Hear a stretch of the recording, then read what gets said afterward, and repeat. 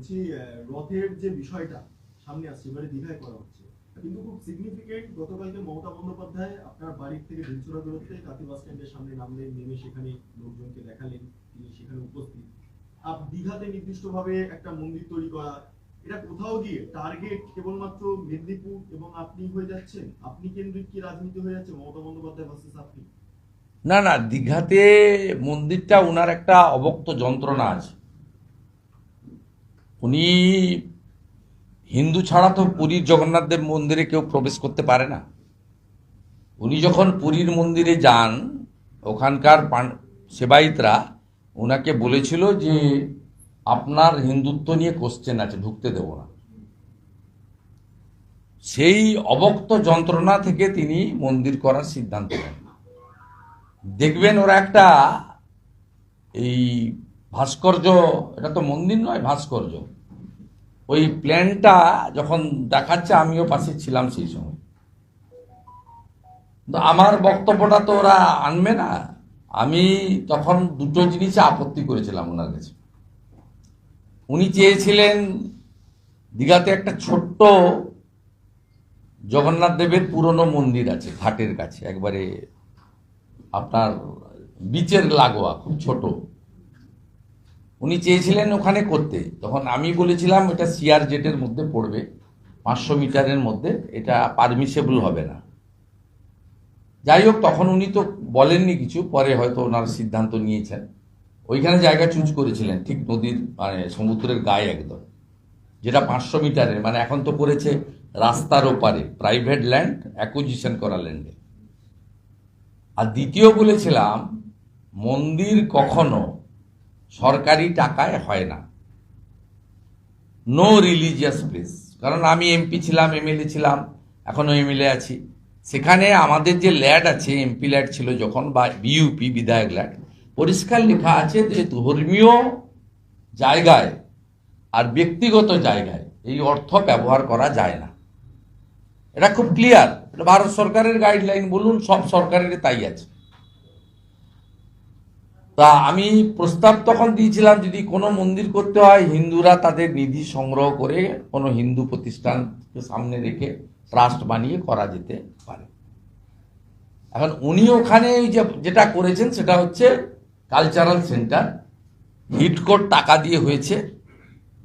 যে হিটকো তৈরি হয়েছে নিউ টাউন তৈরি করার জন্য এবং তার শ্রীবৃদ্ধি করার জন্য, একদম সুন্দর আরেকটা কলকাতায় যে জনবসতি হচ্ছে, সেই জনবসতির হাত থেকে কলকাতাকে বাঁচানোর জন্য, শহরকে, মহানগরকে এক্সপান্ড করার জন্য। এই টাকা কোথায় খরচ করতে পারবে হিটকো, তার জুরিডিকশনও বলা আছে। যেমন আড্ডা, আসানসোল দুর্গাপুর ডেভেলপমেন্ট অথরিটি, সে আসানসোল দুর্গাপুর জোনের বাইরে টাকা খরচ করতে পারে না। SJDA, Siliguri Jalpaiguri development authority, ঠিক হিটকোর ক্ষেত্রেও নিউ টাউনের বাইরে তাদের টাকা খরচ করার কোনো সুযোগ নেই। এ তো ফিনান্সিয়াল ডিসিপ্লিন মানে না।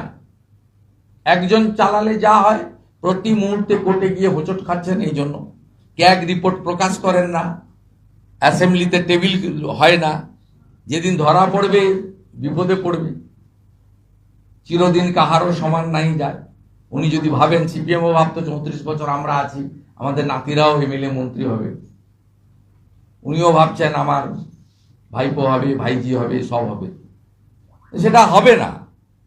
এটা টাইমের পরে চলে যেতে হয়, চলে যাবেনও, সেটা গণতান্ত্রিকভাবেই মানুষ সরাবে। তা উনি হিটকোর টাকা থেকে এটা করেছেন। এটা কমপ্লিটলি একটা ভাস্কর্য কালচারাল সেন্টার, এবং পুরীতে বাংলার সব রিপোর্টাররা গেছেন। আমি কয়েকজন রিপোর্টারের কাছ থেকে, বাংলা থেকে, কলকাতা থেকে যাওয়া, যাদবপুর থেকে যাওয়া, কলকাতার বিভিন্ন জায়গা থেকে যাওয়া, বাগবাজার, কাশীপুর থেকে যাওয়া লোকজনের স্টেটমেন্ট দেখছিলাম। তারা বলছিলেন ওটা পর্যটক কেন্দ্র আর এটা তীর্থক্ষেত্র। আমরা তীর্থক্ষেত্রে করতে এসেছি পুরীতে, রিলিজিয়াস পারফর্ম করতে এসেছি, আর ওটা হচ্ছে অ্যামিউজমেন্ট, এন্টারটেন। দুটোর মধ্যে অনেক তফাৎ আছে, এই দুটোকে মিশিয়ে ফেলবেন না। আর উনি এগুলো কাকে টার্গেট করে কি করে করছেন? হিন্দুদের টার্গেট করে করছেন, কারণ মুসলমান ভোট ওনার একদম ফিক্সড ডিপোজিট। এ কালীগঞ্জেও প্রমাণ হয়েছে, ফিক্সড। উনার 45% ভোট দরকার সরকার করার জন্য। এখানে মুসলমান 32-33 হয়ে গেছে রোহিঙ্গা মুসলমান ধরে, তো উনার এই 10-12% ভোট দরকার। 10-12% ভোট করতে গেলে যদি এইটা করে গজা পেড়া টেড়া খাইয়ে যদি 2-4% আসে, এই ভাতা মাতা দিয়ে যদি 2-4% আসে, চোর পঞ্চায়েত পৌরসভার কাউন্সিলর আছে এদের মাধ্যমে যদি 2-4% আসে, পুলিশ যদি মিথ্যা মামলা করে হিন্দুদেরকে ভয় দেখিয়ে আরো 2-4% আসে, সব মিলালে 2-4 করতে করতে 12-14, 33 আর 12 45 যার বাংলায় সরকার তার। বিজেপি 39, উনি 46, ওনার 75 লক্ষ ভুয়া ভোটার আছে। এই অঙ্ক নিয়ে উনি হিন্দুদেরকে বিভ্রান্ত করার জন্য, হিন্দু ভোট ভাঙার জন্য করছেন। কারণ অন্যদিকে তো একদম, আমি তো 72টা বুথ দিয়েছি, দেখবেন 39,000 ভোট পড়েছে, 429টা ভোট বিজেপি পেয়েছে কালীগঞ্জে। 72টা বুথ সিঙ্গেল ডিজিট, 1 থেকে 9, 72টা বুথ মানে 70,000 ভোটার, গড়ে 800-900,000 করে ভোটার।